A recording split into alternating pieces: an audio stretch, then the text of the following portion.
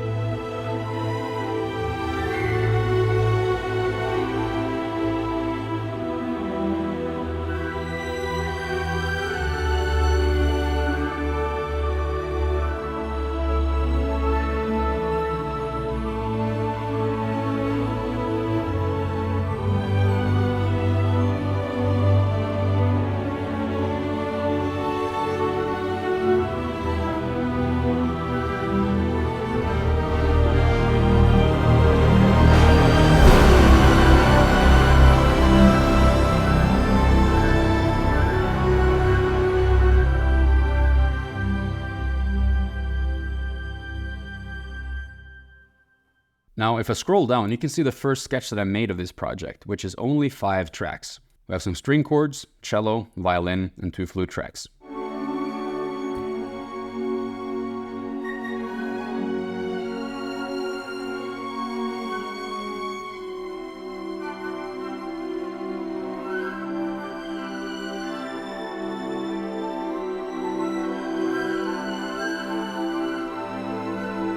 Now, this is obviously not as rich or detailed as the full track, but you can hear that all the main ideas are present. You can also hear that there's a few dissonant mistakes in here like this.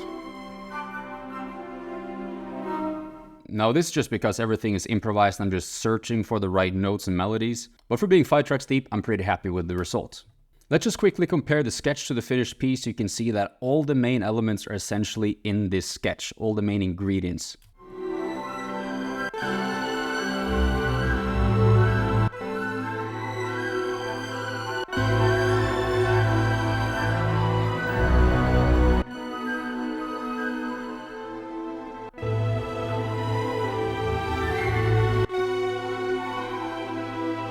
You can tell that there's almost nothing in the final track that didn't originate in this quick sketch. I also think that creating this sketch is one of the main reasons this whole piece got finished.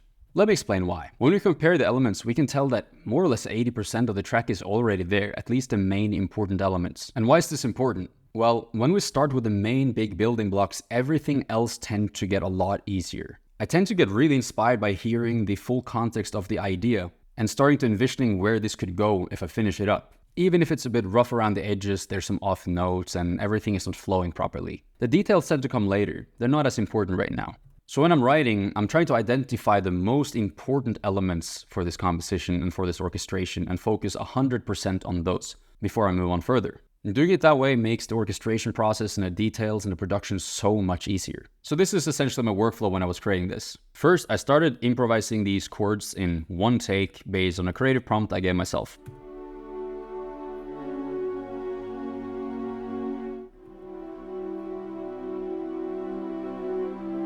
Then I improvised the cello line, kind of going in between melodic movements and counter melodies and some harmonic developments.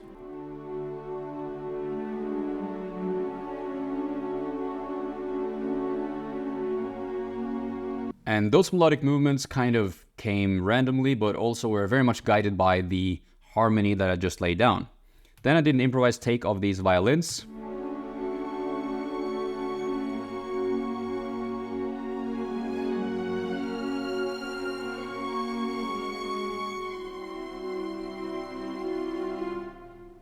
And there's some cello mistakes in there because that's how I improvised it. And I just want to show you the reality behind how this came together. Great, Ableton crashed, so after I recorded the chords, the cello and the violin, I kind of had a little bit of a skeleton, a few melodic main lines and some counter melodies and so on, but it's a little bit static and boring, as you can tell. So I added these flutes. just to get some more movement and just a little bit more of a fantasy vibe going on. And this is also just improvised really roughly, just kind of outlining the harmonic movements in the string chords.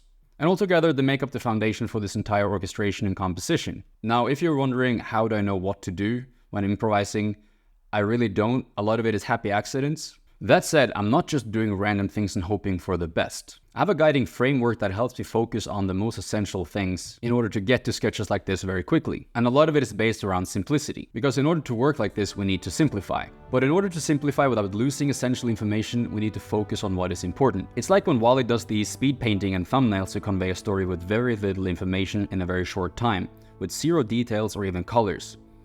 When you look at this, you still get the idea what we're looking at and the story behind it, and this is because Wally knows what is the most essential to tell a story with very little.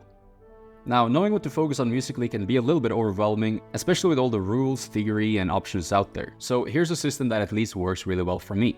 Now, this is inspired by Quincy Jones, which in his book 12 Notes on Life and Creativity explains that music essentially has two parts, science and soul. So I call these the two engines, the engine of science and the engine of soul. The first side is the craft and the science rooted in things like mathematics and even physics, such as the overtones, and also evolutionary psychology, such as how our brain is batching and analyzing sound and information. And these things are pretty set in stone compared to a lot of creative choices. We can't really change how the overtone series works, and how, for example, something gets really muddy when you have too many things in the low end. And this helps me simplify what to avoid and what to do when improvising without really getting overwhelmed by too many technicalities or theory. The second one is the engine of soul, which is what I'm using to make most of the creative decisions in this piece and in any piece that I create. And for this, I've also developed a framework I call the 4 C's, which is contour, which is horizontal development in shape, context, which is the vertical development, color, which is the timbre and tone color, and contrast, which is mostly to deal with attention. I've simplified it into those 4 parameters for myself when I'm creating like this, just to make it simple but also very effective. And these are the 4 parameters I'm keeping in mind in addition to the fundamental scientific pillars as I'm creating these sketches and full orchestrations. And once I'm staying within those parameters, a lot of happy accidents tend to happen, like this entire piece. I don't have time to explain all of these parameters and pillars in depth right now, but if you want to learn more about this way of working, I'm breaking it down in great detail in my course, Cinematic Music Adventures, which is going to be available very soon, and you can check it out in the link in the description if you're interested. Now let's dive into some of the fun details and chord changes and so on in this track.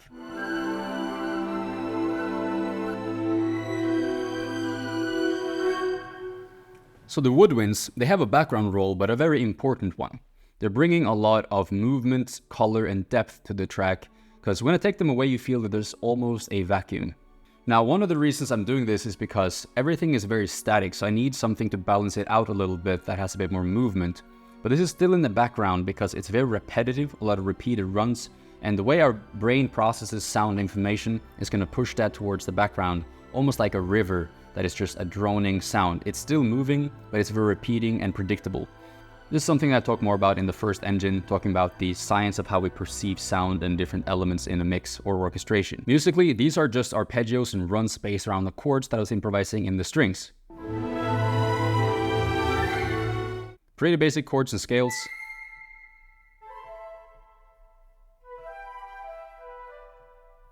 These are just arpeggios with a bit of runs.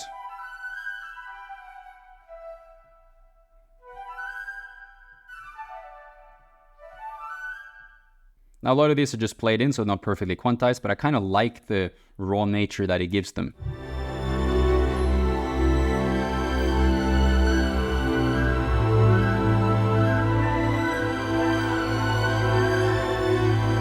Now when we look at the arrangements, there's definitely a lot more tracks than 5, but as we listened before, it's not that much of a difference in the big picture. For example, I've just doubled some of the violins in octaves.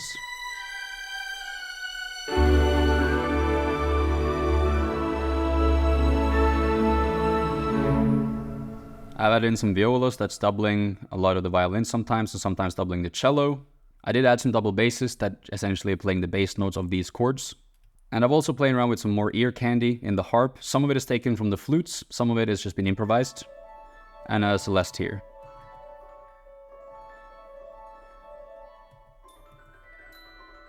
A little glockenspiel that's playing some of the melodies.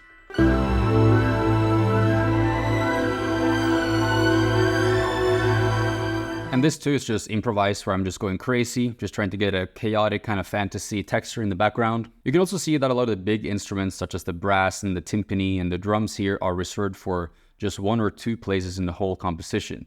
And this is intentional as per the guidelines of the contrast and contour part of the 4 Cs, and also some of the Engine 1 pillars about how our brain is processing dynamics over time. And here as well, I'm just enhancing the chords that's already there in the horns.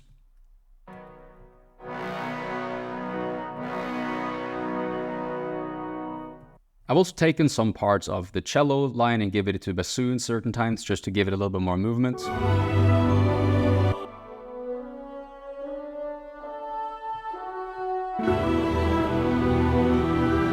And in terms of libraries, I'm mostly using Pacific strings and mostly Pacific brass, except for a couple of patches from Junkie XL brass to thicken it out a little bit.